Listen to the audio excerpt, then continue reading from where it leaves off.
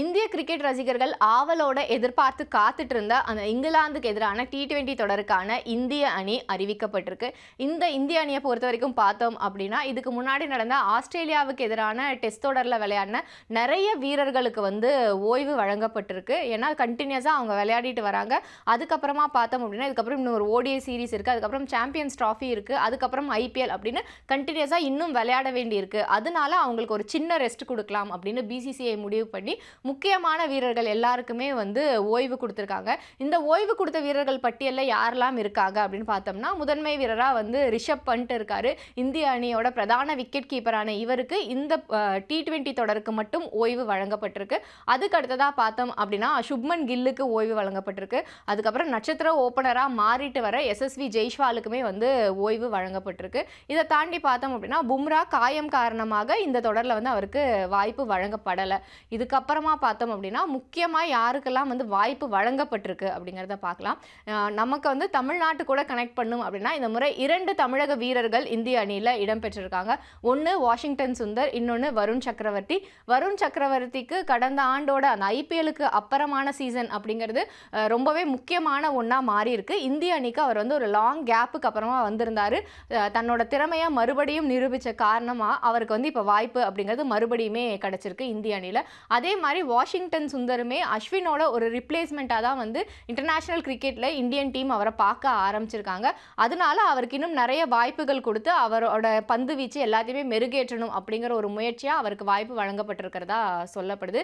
இதுக்கப்புறம் ரொம்பவே முக்கியமான ஒரு விஷயம், அதுவும் ரொம்பவே சந்தோஷமான ஒரு விஷயம் என்ன அப்படின்னு பார்த்தோம்னா, முகமது ஷமி இந்திய அணிக்கு திரும்பி இருக்காரு. கிட்டத்தட்ட 2023ஆம் ஆண்டு நடைபெற்ற அந்த 50 ஓவர் உலகக்கோப்பைக்கு அப்புறமா, அந்த நவம்பரில் நடந்த இறுதிப் போட்டிக்கு அப்புறமா அவர் சர்வதேச கிரிக்கெட் விளையாடவே இல்லை. கிட்டத்தட்ட ஒரு வருஷம் அவர் ரெஸ்ட்ல இருந்தார். ஒரு பெரிய சர்ஜரி, அதுக்கப்புறமா அதுலேருந்து மீண்டு வரது அதெல்லாம் ஒரு பக்கம் போயிட்டு இருந்தது.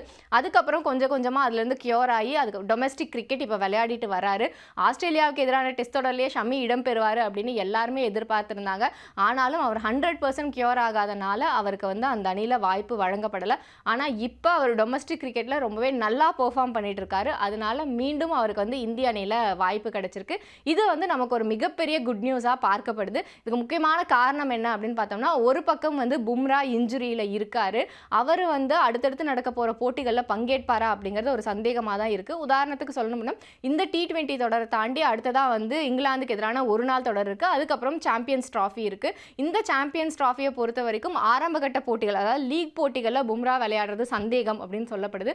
ஸோ இந்த மாதிரியான ஒரு சூழலில் ஷமியோட வருகை அப்படிங்கிறது இந்திய அணிக்கு ஒரு மிகப்பெரிய பலமாக பார்க்கப்படுது. இதை தாண்டி மற்றபடி யாரெல்லாம் இந்திய அணியில் இருக்காங்க அப்படிங்கிறத முதல்ல நம்ம பார்த்துடலாம். கேப்டனாக சூரியகுமார் யாதவ் செயல்பட இருக்காரு. இவருக்கு வைஸ் கேப்டனாக அறிவிச்சிருக்க பெயர் யார் அப்படின்னு பார்த்தோம்னா, அக்ஷர் பட்டேலை தான் அறிவிச்சிருக்காங்க. ஏன்னா இந்த டீமை பொறுத்த வரைக்கும் ஒன் ஆஃப் தி சீனியர் பிளேயராக அவர் தான் இருக்கார். ஹர்திக் பாண்டியா இருக்கார். பட் அவருக்கு இந்திய அணியில் இந்த கேப்டன்சி இந்த மாதிரியான விஷயங்கள் அண்மை காலமாக கொடுக்கப்படாமல் இருக்குது. அதனால இந்த முறை வைஸ் கேப்டன் அப்படிங்கிற ரோல் அக்ஷர் பட்டேலுக்கு கொடுக்கப்பட்டிருக்கு. இதை தாண்டி இந்தியாவுக்கு ஓப்பனிங் பண்ண போகிறது யாரு அப்படின்னு பார்த்தோம்னா, அபிஷேக் சர்மா அண்ட் சஞ்சு சாம்சன், இவங்க 2 பேர் தான் இந்திய அணிக்காக ஓப்பனராக களமிறங்குவாங்க.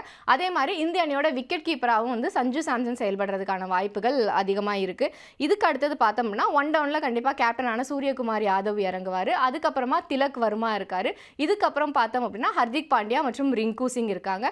இதுக்கு அடுத்தது பார்த்தோம்னா நிதிஷ்குமார் ரெட்டியும் இருக்காங்க. ஸோ இந்தியாவோட ப்ராபபிள் பிளேயிங் 11ல் ஒரு முதல் 6-7 இடங்கள் அப்படிங்கிறது இந்த வீரர்களால் தான் நிரம்பி இருக்கும் அப்படின்னு எதிர்பார்க்கலாம்.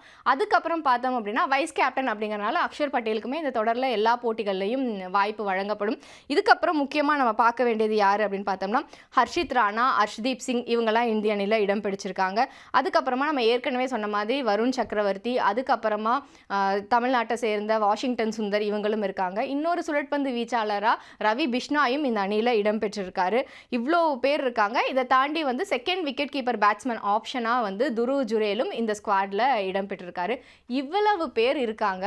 ஆனாலுமே வந்து ஒரு 2 பேர் இடம்பெறாதது கண்டிப்பா ஒரு மிக முக்கியமான பேசுபொருளா ஆயிருக்கு அப்படின்னு தான் சொல்லணும். அதுல முதல் நபர் யாருன்னு பார்த்தோம்னா ருத்துராஜ் கெய்க்வாட். சென்னை சூப்பர் கிங்ஸ் அணியோட கேப்டனான இவருக்கு தொடர்ந்து சர்வதேச போட்டிகள்ல வாய்ப்பு வந்து மறுக்கப்பட்டுட்டு வரதா ஒவ்வொரு முறையுமே ஸ்குவாட் அனௌன்ஸ் பண்ணும்போதும் ஒரு குற்றச்சாட்டு எழறது வந்து வாடிக்கை ஆயிட்டே வருது. அதுதான் இந்த முறையுமே வந்து தொடர்ந்து இருக்குன்னு சொல்லணும். ஏன்னா இந்த தடவையும் இவரோட பெயர் வந்து அணியில இடம்பெறல. இன்னொரு முக்கியமான வீரர் யாருன்னு பார்த்தோம்னா அதே சென்னை சூப்பர் கிங்ஸ் அணியை சேர்ந்த சிவம் துபே. T20 உலகக்கோப்பையை ஜெயிச்ச இந்திய அணியில இவர் இடம்பெற்றிருந்தாரு. அதுக்கப்புறமா பார்த்தோம் அப்படின்னா வங்கதேசத்துக்கு எதிரான தொடர் இந்த மாதிரியான ஒரு சின்ன சின்ன கிரிக்கெட் போட்டிகளையும் இவருக்கான வாய்ப்பு அப்படிங்கிறது வழங்கப்பட்டுட்டு வந்தது. ஆனா இந்த முறை அவரோட பெயருமே இந்த பட்டியல்ல இடம்பெறல. இதனால ரசிகர்கள் முன்வைக்கிற கருத்து என்னவா இருக்கு அப்படின்னா சென்னை சூப்பர் கிங்ஸ் அணியோட வீரர்கள் அப்படிங்கிற ஒரே காரணத்துக்காக இவங்களை வந்து புறக்கணிக்கிறாங்களா BCCI அப்படிங்கிற ஒரு விவாதம் இப்ப எழ ஆரம்பிச்சிருக்கு. இதுக்கு காரணம் ருத்துராஜ் கெய்க்வாட்டோட டொமஸ்டிக் கிரிக்கெட்ல அவ்வளோ ஒரு டாமினன்ட் பிளேயரா இருக்காரு. இப்பவும் வந்து விஜய் ஹசாரே தொடர்ல மகாராஷ்டிரா அணியோட கேப்டனா இருக்காரு. அந்த அணி வந்து அரையிறுதி போட்டிக்கும் வந்து முன்னேறி இருக்காங்க. அவ்வளோ சூப்பரா கேப்டன்சியும் சரி அதுக்கப்புறமா அவரோட பெர்ஃபார்மன்ஸுமே வந்து கொடுத்துட்டு இருக்கும்போது இவருக்கு ஏன் வாய்ப்பு வழங்கப்படலை அப்படிங்கிறதான் ஒரு முக்கியமான கேள்வியா இருக்கு. அதுக்கப்புறமா பார்த்தோம் அப்படின்னா சிவம் துபேக்கு வந்து ரீசெண்ட் டைம்ஸ்ல தான் இந்திய அணியில வாய்ப்பு கிடைச்சது. அதுக்கு முக்கியமான காரணம் என்னன்னா IPL தான். IPLல சென்னை சூப்பர் கிங்ஸ் அணிக்காக அவரோட பெர்ஃபார்மன்ஸை பார்த்து தான் அதோட பேசிஸ்ல தான் அவருக்கு வந்து T20 உலகக்கோப்பைக்கான இந்திய அணியிலேயே இடம் கிடைச்சது. அப்படிப்பட்ட ஒரு வீரருக்கு ஏன் வந்து வாய்ப்பு மறுக்கப்படுது அப்படிங்கிற ஒரு கேள்வி இங்க வந்து எல்லாருமே எழுப்பக்கூடிய ஒரு கேள்வியா இருக்கு.